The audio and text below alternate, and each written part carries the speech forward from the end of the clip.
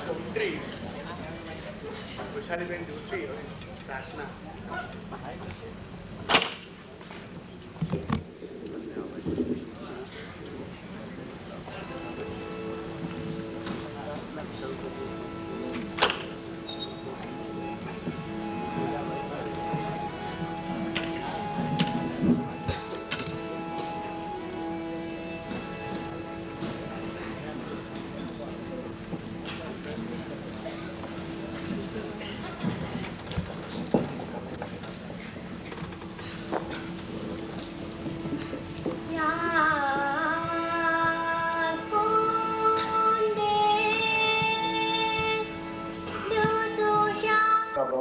आदरणीय यशवंतभाई, डॉक्टर मुरब्बी doctor Virubhai, doctor Bolabhai, Dakshinbhai, Kantibhai, Prakashbhai, Priyakantbhai, Vinodbhai, मुरब्बीओ, भाईओ અને બહેનો, શ્રી મનુભાઈ આ કાર્ય કરવાના હતા.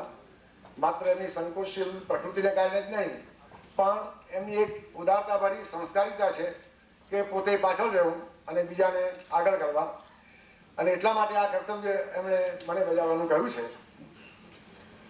ધૂમકેતુ આપણા એક મૂર્ધન્ય સાહિત્ય સર્જક હતા, એ આપણે જાણીએ છીએ. એમની આ જન્મ શતાબ્દીનો ઉત્સવ છે. માત્ર નવલકથા, આત્મકથા, નિબંધ, વિવેચન વગેરે નહીં, બીજા અનેક સ્વરૂપોમાં, ટૂંકી વાર્તામાં તો એ કલા સ્વામી હતા. એ ટૂંકી વાર્તાના સ્વરૂપ પર ધૂમકેતુ એ પોતાની મુદ્રા અંકિત કરેલી છે. ધૂમકેતુ પૂર્વે કલાત્મક બનવા જતી ટૂંકી વાર્તાને એટલી વિપુલ સંખ્યામાં એને એવી વૈવિધ્યવંતી રીતે એમણે ખેડી કે ટૂંકી વાર્તાની કેડીને એને રાજમાર્ગ આંકી આપ્યો. ઉમાશંકરભાઈએ એમને શ્રદ્ધાંજલિ આપતા કહેલું કે ધૂમકેતુની પ્રતિભા કક્ષાએ એ સમયના ભારતમાં માત્ર 5 કે 6 વાર્તા લેખકો હશે. એ ઉપરથી ધૂમકેતુની એ યુગની એમણે દર્શાવેલી શક્તિનો આપણને કંઈક ખ્યાલ આવે છે. એવા સર્જક એની જન્મ શતાબ્દી પ્રસંગે આપ સૌનું ગુર્જર પરિવાર અને સહયોગી સંસ્થા ગુજરાતી સાહિત્ય પરિષદ તરફથી હું આપ સૌનું હૃદયપૂર્વક સ્વાગત કરું છું. 1987માં મુનશીની જન્મ શતાબ્દી ગુર્જરે આ રીતે જ ઉજવી હતી. મુનશી આપણા એક પ્રખર નવલકથાકાર, અને એમની નવલકથાઓની તો આવૃત્તિઓ ઉપર આવૃત્તિઓ થતી જ હતી, પરંતુ બીજું અન્ય સાહિત્ય જે ગુજરાતમાં સુલભ નહોતું. એ વખતના સંચાલક શ્રી ઠાકોરભાઈએ ખૂબ હામ ભેળીને મુનશીનું સમગ્ર સાહિત્ય ગુજરાતને સુલભ કરી આપેલું. એ વખતે જ અમે સંકલ્પ કરેલો કે 12/12/91 ધૂમકેતુને 100મું વર્ષ બેસે છે, ત્યારે એ જન્મ શતાબ્દીમાં ધૂમકેતુનું સમગ્ર સાહિત્ય પણ અમારે પ્રગટ કરવું છે. એ સંકલ્પ સિદ્ધ કરવા તો એ ન રહ્યા, પરંતુ એમના બંને ભાઈઓ શ્રી કાંતિભાઈ અને શ્રી મનુભાઈએ આ 12મી ડિસેમ્બર 1991 ધૂમકેતુના સમગ્ર સાહિત્યને સુલભ કરી આપ્યું છે.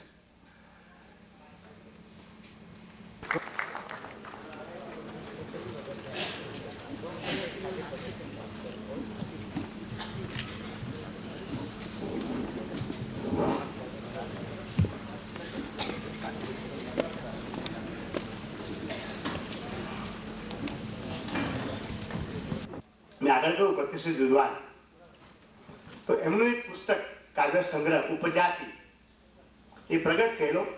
તેમણે જાહેરાત કરી કે હું આજની તારીખે મારો આ કાવ્ય સંગ્રહ રદ કરું છું.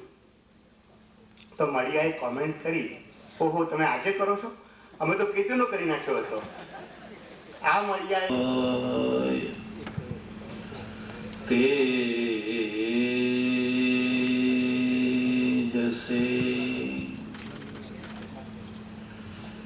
આજની સભાના પ્રમુખ સ્થાને બિરાજેલા આદરણીય સાક્ષરવર્ય ભાઈ શ્રી યશવંતભાઈ, મંચ ઉપર બિરાજેલા બીજા વિશિષ્ટ સાહિત્યકાર બંધુઓ, ધૂમકેતુજીના પરિવારના સભ્યજનો અને ગુર્જર પ્રકાશનના સભ્યજનો, સજ્જનો અને બહેનો, દુનિયા એક પ્રચંડ વેગમાં વહેનારી નદી છે. આ પ્રચંડ વેગમાં વહેતી નદીમાં કેટલું બધું તણાયા કરે છે.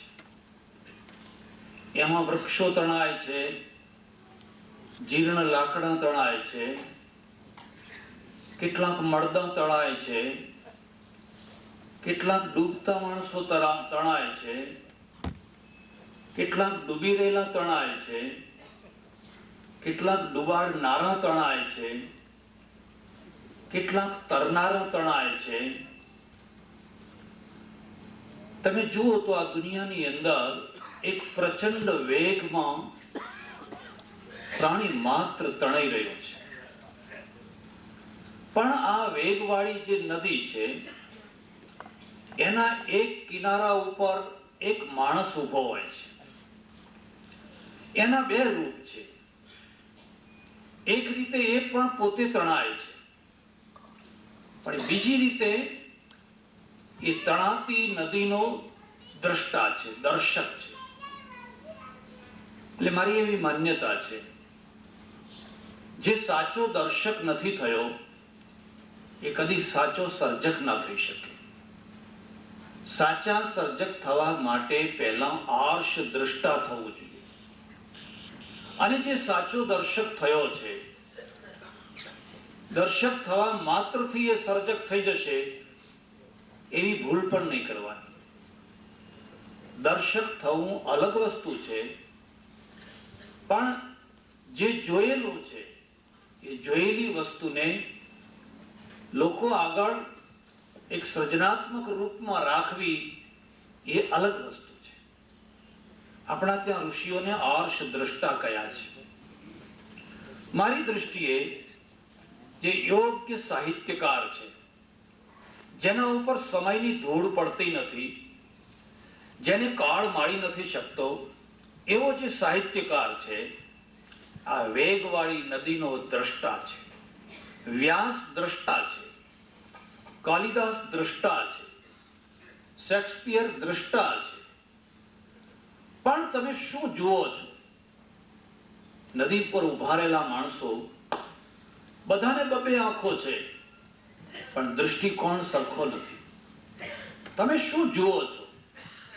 કેટલાક માણસોને તમે જોજો, એ માત્ર મળદા જોયા કરે છે. મરી ચૂકેલા જે ભૂતકાળના મળદા છે, જે ગંધાઈ ઉઠ્યા છે, જેમાંથી દુર્ગંધ છૂટી રહી છે, માત્ર મળદા જોયા કરે છે. એમને બીજું કંઈ જોવાનું આવડતું જ નથી. આ પણ કદાચ સર્જક થઈ શકે, પણ એ મળદાના સર્જક હશે. એમની સર્જકતા ચિરંજીવી નહીં હોય. સાહિત્યકાર ભલે ભૂતકાળમાંથી પ્રેરણા પ્રાપ્ત કરે, પણ એની શાખાઓ તો ભવિષ્યમાં જ ફેલાયેલી હોવી જોઈએ. નહીં તો એ ભવિષ્યનો દ્રષ્ટા નહીં થાય, નહીં તો એ ભવિષ્યનો મેસેન્જર નહીં થાય, મેસેજ આપનારો નહીં થાય. હું એ વાત માનવા તૈયાર નથી કે સાહિત્ય માત્ર મનોરંજન છે. હું એટલે સુધી કહું કે દુનિયાનો એવો એક પણ માણસ નથી, સાચો ખોટો, ખરો ખોટો કોઈ પણ પ્રકારનો એનો દૃષ્ટિકોણ ન બંધાયો હોય એવો કોઈ માણસ નથી. અભણમાં અભણ માણસનો પણ એક દૃષ્ટિકોણ બંધાતો હોય છે અને પોતાના દૃષ્ટિકોણની જીદ કરતો હોય છે, હઠ કરતો હોય છે. ગાંધીવાદની આ એક મોટી વિશેષતા છે. એમણે દૃષ્ટિકોણની સાથે જીદને છોડાવી. તમે તમારું દૃષ્ટિકોણ રાખો, પણ દુરાગ્રહ ના રાખો, સત્યાગ્રહ રાખો. અને સત્યાગ્રહ માટે અનિવાર્ય શરત છે તમે સાચું કેટલું પકડી શકો છો એ મહત્વની વાત નથી, પણ ખોટું તમે કેટલું જલ્દી છોડી શકો છો. તમારા ઘરનું ખોટું તમે કેટલી સરળતાથી, કેટલી જલ્દીથી તમે છોડી શકો છો.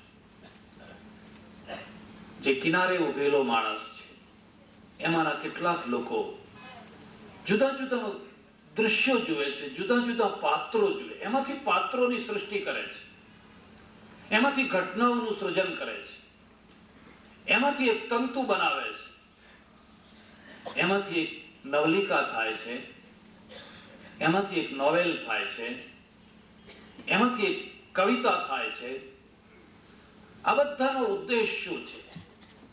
તમે જોશો કે સાહિત્યકારોનું પણ પોતાનું એક કુળ હોય છે, પોતાની એક ખાનદાની હોય છે.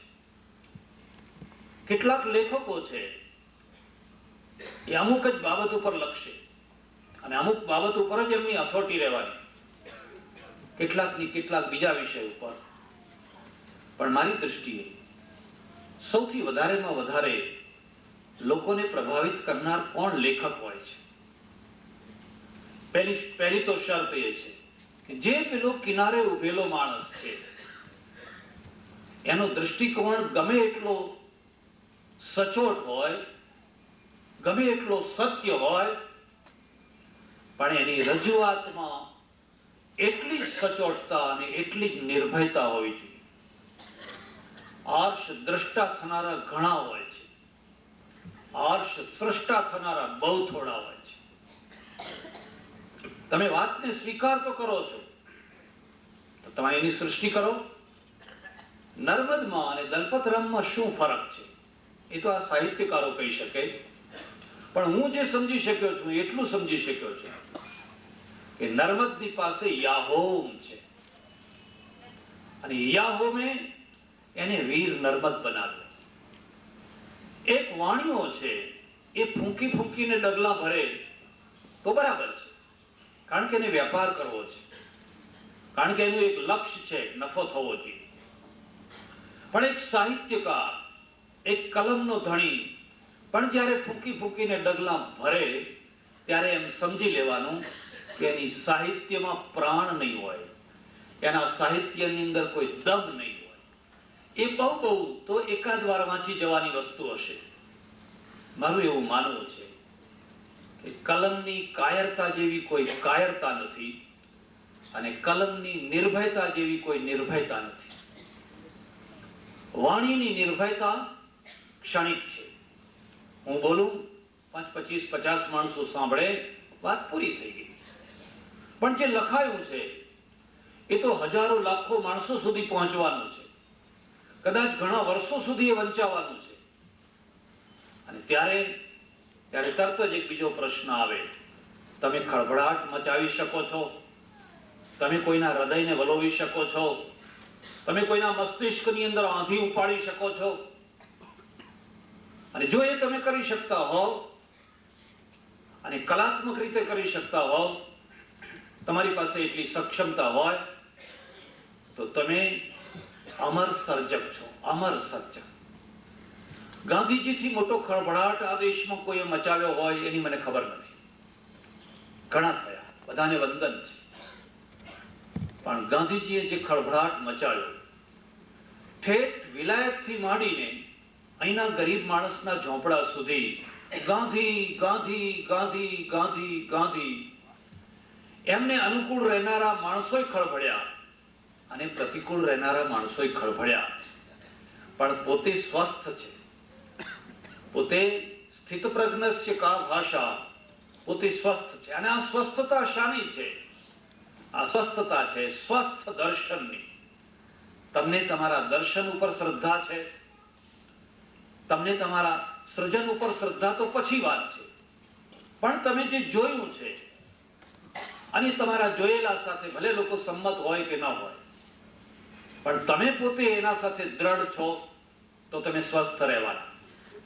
નહીં તો થોડીક લોકો ટીકા ટિપ્પણી કરશે, થોડોક કંઈક વિરુદ્ધમાં વાતો કરશે, એની સાથે જ તમારી ઊંઘ હરામ થઈ જશે. મારે સ્વીકાર કરવો જોઈએ કે આજ સુધી મેં એક પણ નોવેલ વાંચી નથી.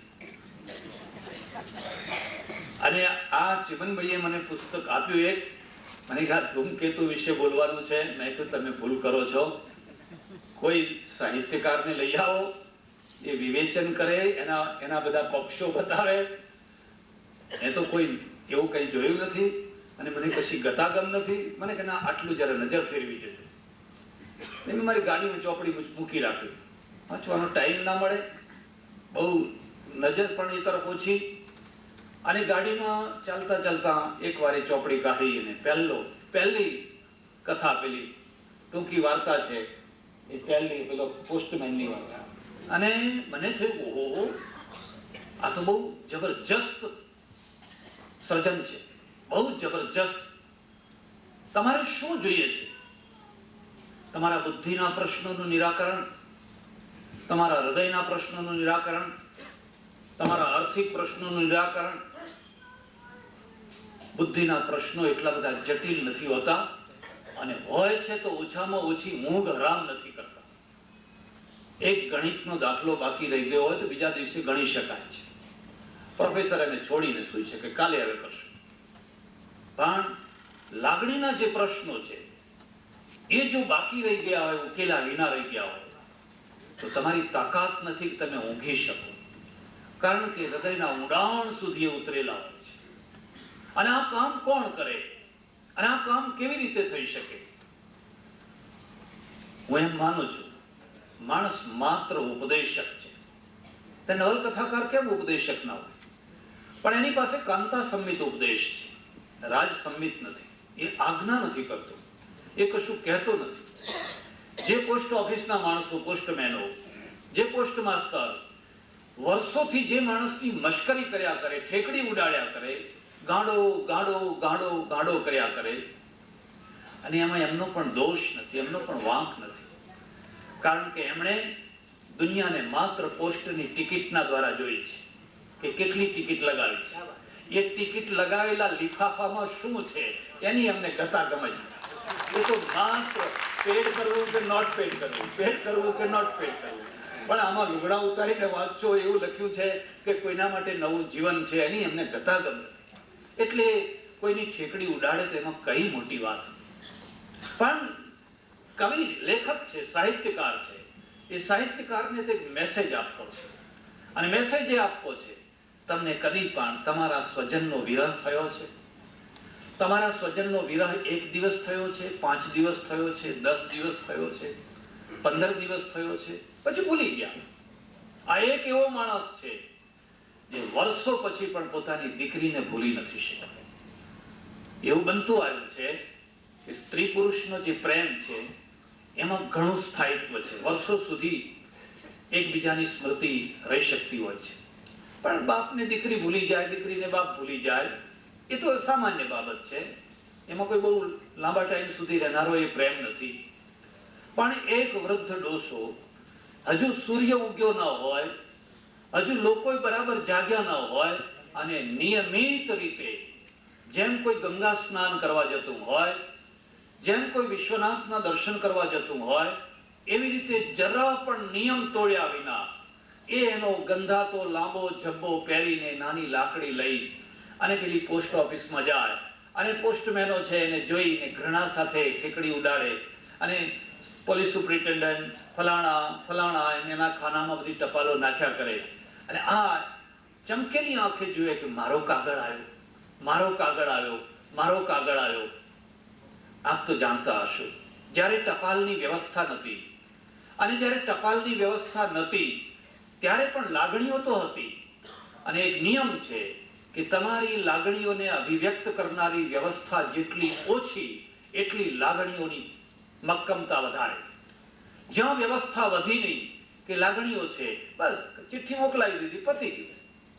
એટલે દૂર દૂર પરણાવેલી એક બેન છે, અને એ બેન એના ગીતમાં ગાય છે, પારેવડા જાજે વીરાના દેશમાં. પારેવડા કારણ કે બીજો કોઈ ઉપાય નથી, બીજો કોઈ સંદેશ નથી. કહેજે એટલું સંદેશમાં, પારેવડા જાજે વીરાના દેશમાં. એટલે લેખક છે એ લેખક કશું કહેતો નથી, માત્ર વર્ણન કરે છે. અને પછી એના લોકો એમ સમજે છે કે આ ભિખારી છે, આ મગજ ચસકેલો માણસ છે. અને મારી તો એક ખાતરી છે, મગજ ચસકેલા માણસોની જ કથાઓ હોય. કોઈ ડાયા માણસની તો કથા હોય જ નહીં. એને તો ખાધું પીધું રાજ કર્યું. શું આ ગુર્જર વાળા છે, એમની કોઈ કથા લખવાના હતા? એ લોકોની કથાઓ છાપે, પણ કથા લખાય એવું કઈ કરે તો લોકો લખે. સવારથી સાંજ સુધી બિલ બનાવવાના, કોના કેટલા બાકી પડે છે, કોનું કેટલું એ થાય છે. હજુ મારે અડધી વાત બાકી કહેવાની રહી ગઈ છે. માત્ર એટલું જ નહીં કે મગજ ચસકેલા લોકોની કથાઓ લખાય છે, પણ મગજ ચસકેલા હોય એ જ લખી શકે. જે બહુ ડાયા ડમરા હોય ને એ તો કોઈની સારંગી વગાડે. કોઈ રાજા મહારાજા, કોઈ શેઠ સાહુકાર હોય એમની જેને ખમા બાપુ, તમે કોઈ એવું લખી આપીએ, તમે કોઈ એવું તમને ગણી આપીએ, એ તો માત્ર તુલસીદાસ ના થઈ શકે. એ તુલસીદાસ ના થઈ શકે. જે મગજ ચસકેલા હોય એ માણસો જ લખી શકે. મેં એવું વાંચ્યું એક જગ્યાએ, નર્મદને જયારે નોકરી કરવી પડી, ખાલી 2 આના પાસે રહી ગયા. 2 પત્નીઓ, એક આન માટે, એક શાન માટે પુનર્લગ્ન કર્યું. આ નાગરો જેવા તેવા નહીં. એ બધા ભલે ગમે એમ ઊંચી વાતો કરતા હોય, પણ લોકોને સંતાપવામાં એમના પોતાના જ કોઈ બાકી નથી રાખ્યું. અને માત્ર 2 આના વગાડનારા, તાલીઓ વગાડનારા મોટા ભાગે નાગરો જ હશે.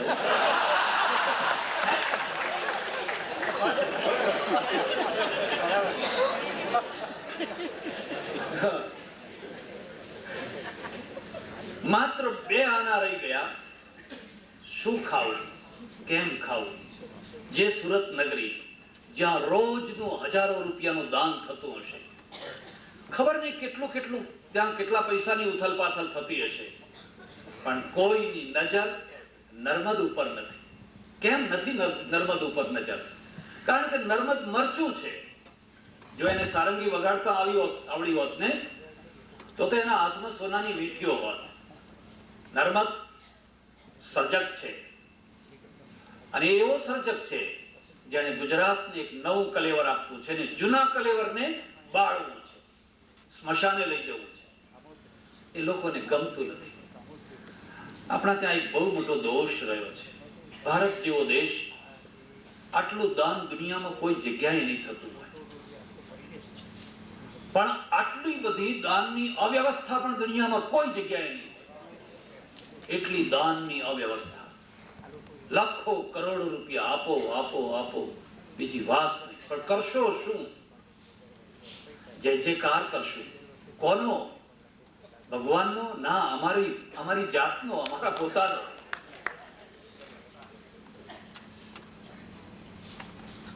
ત્યારે જ્યારે લોકોએ આગ્રહ કર્યો, નોકરી કર્યા વિના છૂટકો નથી, કારણ કે અર્થતંત્ર એક કરોડરજ્જુ છે. જીવન કેવી રીતે ચાલશે? અને પહેલા દિવસે જ્યારે નોકરી કરવા ગયા અને સીડીના પગથિયાં ચડવા લાગ્યા, ત્યારે આ પંક્તિ લખેલી, ધીક દાસપણું, ધીક દાસપણું, ધીક દાસપણું. આ કોઈ ભિખારી નથી. હા, એનું ઉપરનું કલેવર ભિખારી છે, પણ એના અંદર 2 દ્રવ્યો બહુ વિપુલ પ્રમાણમાં ભરેલા છે. એક તો એમાં પ્રેમ નખશીખ ઉભરાઈ રહ્યો છે, પુત્રી પ્રેમ. અને બીજું, ગજવામાંથી 5 સોના મહોરો કાઢી અને પોસ્ટમેનના હાથમાં આપે છે. જો હવે હું નહીં રહું, પણ કોઈ દિવસ મારી દીકરીનો પત્ર આવે તો આ 5 સોના મહોરો લેજે અને તું આ પત્રને આ રીતે વ્યવસ્થા કરજે. પેલો આશ્ચર્યચકિત થઈ જાય, સાચી છે કે ખોટી છે? તમે એ બધી વાત જાણો છો, મારે વાતનો વિસ્તાર નથી કરવો. મારે તો આટલો મુદ્દો કહેવાનો છે. 5 સોના મહોરો એ જમાનામાં ગજવામાં સાચવનાર જ્યારે એક દિવસ વિદાય થઈ જાય છે, અને પેલા પોસ્ટ માસ્ટરને એક જ લગ્ની છે, મારી દીકરીનો કાગળ નથી આવ્યો, મારી દીકરીનો કાગળ નથી આવ્યો, મારી દીકરીનું શું થયું, મારી દીકરીનું શું થયું? કેટલી વિચિત્ર અનુભૂતિ છે. પોસ્ટ માસ્ટર છે એ તણાતો માણસ છે, દર્શક નથી. એ દર્શક નથી, એ તો તણાતો માણસ છે. એક ક્ષણ એવી આવી જ્યારે દર્શક થઈ ગયો અને પોતે કિનારા ઉપર જઈને ઉભો રહ્યો, અને પુત્રીના વિરહના કારણે એને થયું, ઓહો, પેલો ડોસો કેટલા વર્ષોથી પુત્રીનો કાગળ લેવા આવે છે, એનું શું થતું હશે? અને બરાબર એનો કાગળ આવીને ઉભો રહે છે કે આ પેલા ડોસાનું કાગળ છે, જા જા જા જા એને આપ્યા.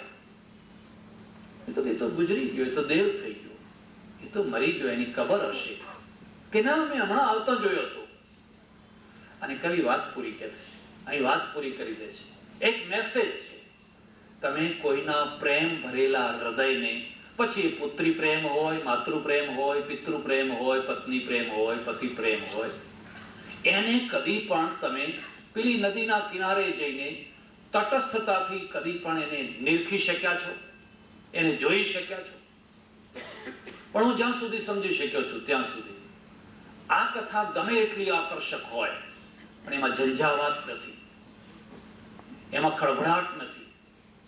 ખળભળાટ તો એક બીજી કથામાં આવે છે, જ્યાં એક બાવી, એનું નામ છે સાધ્વી, બાવાની દીકરી, એનું નામ છે કઈ વતી આવે છે એવું કંઈક છે, અને એને રૂપ રૂપનો અંબાર, સરસ ગળું, સુંદર ગાય છે, પણ એનો બાપ એને એક નમાલા પતિ સાથે પરણાવે છે,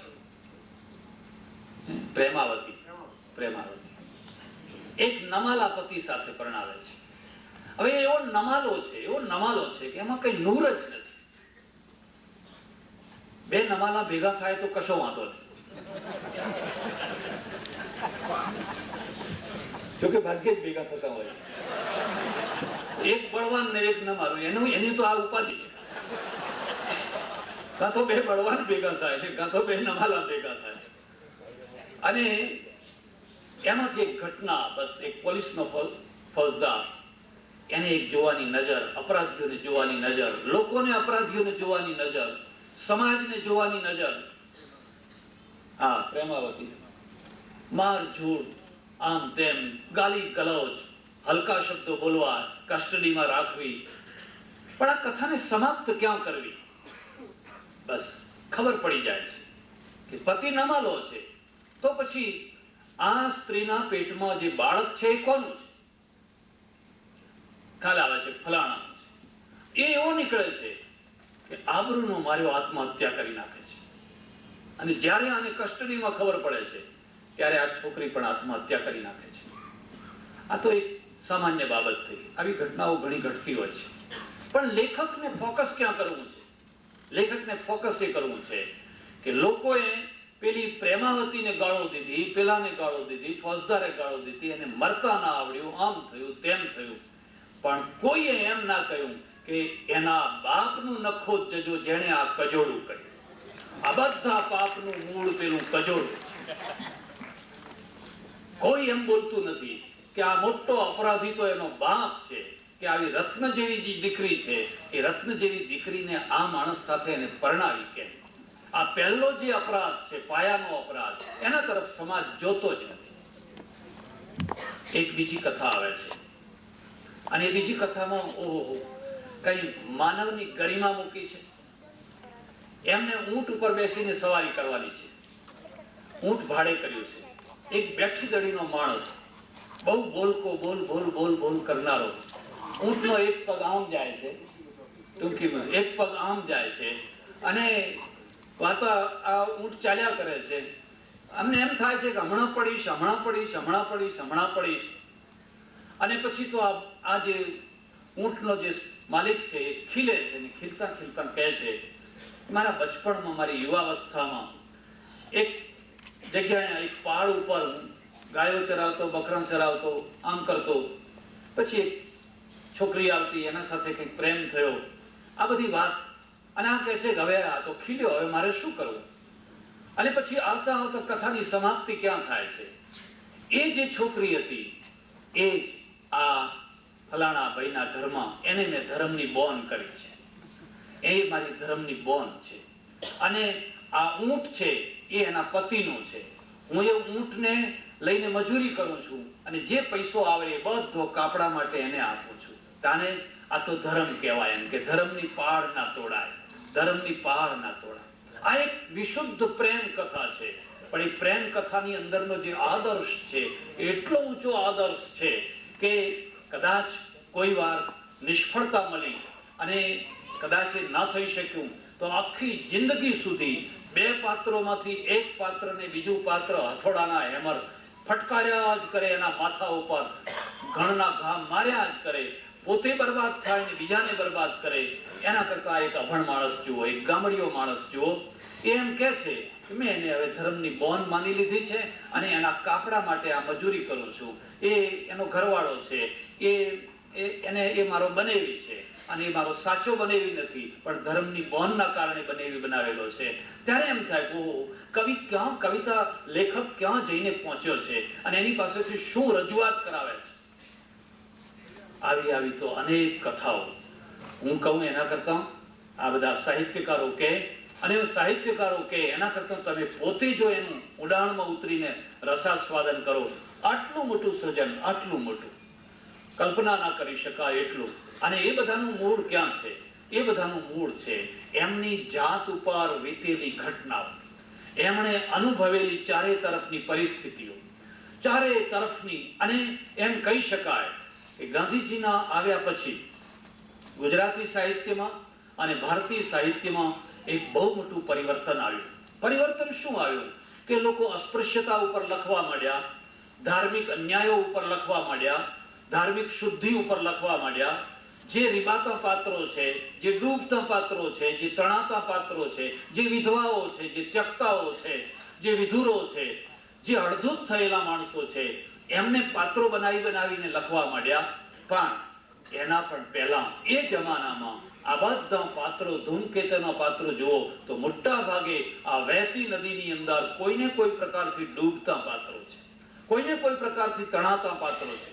આ જે ડૂબતા અને તણાતા પાત્રો છે એના માધ્યમથી એ સમાજને એક સંદેશો આપવા માંગે છે, તમે ડુબાડનારા ના બનશો. તમારે એક એવા સમાજની રચના કરવી છે જેમાં કોઈ ડુબાડનારું ન હોય. હા, ડૂબનારને સહારો આપો, ડૂબનારને ટેકો આપો, ડૂબનારને હિંમત આપો. કારણ કે જે ઘટના એના સાથે ઘટી છે, જે ભૂલું રૂપ એને સ્વીકાર કરવું પડ્યું છે, એ કદાચ તમારે પણ સ્વીકાર કરવું પડ્યું હોત, કદાચ તમે પણ એ પરિસ્થિતિમાં મુકાયા હોત. કોઈ માણસ કદી પણ એવી ગેરંટી ના આપી શકે કે હું નખ શુદ્ધ છું અને શુદ્ધ રહેવાનો છું, મારા ઉપર કોઈ પ્રકારનું કદી દોષારોપણ થઈ શકે નહીં, એવું કદી કોઈ પણ માણસ ન કહી શકે. જો થઈ શકે તો આવો આપણે જેમ રામે અહલ્યાનો ઉદ્ધાર કર્યો, પણ એ અહલ્યાનો ઉદ્ધાર કરીને વાત અટકી ગઈ, બસ રામાયણ ત્યાં અટકી ગઈ. પણ પછી પ્રશ્ન થાય કે સૂર્યવંશમાં જન્મેલા બાકીના કેટલા રાજાઓએ અહલ્યાના ઉદ્ધાર કર્યા? નહીં, પછી સતી પ્રથા આવી ગઈ. બસ પછી તો અગ્નિ પરીક્ષા જ આવી ગઈ. અગ્નિ પરીક્ષા તો પેલી આ આખી અહલ્યામાં ક્યાં અગ્નિ પરીક્ષા છે? અહલ્યાનો તો ઉદ્ધાર કર્યો, પણ અહલ્યાના ઉદ્ધારની સંસ્કૃતિ વિલીન થઈ ગઈ. કેમ કે પાત્રોને ઉઠાવ મળનારા લેખકો ના મળ્યા. બુદ્ધ આવ્યા, આમ્રપાલીનો ઉદ્ધાર થયો, પણ પછી પાછું એનું એ જ. પ્રત્યેક સંપ્રદાયમાં, પ્રત્યેક પરંપરામાં તમે જોશો તો મૂળ પુરુષ છે બહુ ઉદાર હોય છે. સહજાનંદ સ્વામીએ 1 મહિના સુધી એક વેશ્યાને કહેલું, તું અનાજ દળીને લાવજે, તારું દળેલું અનાજ છે હું ખાઈશ, મારા સાધુઓ ખાશે અને તારા પાપો બધા ધોવાઈ જશે, તું જોજે.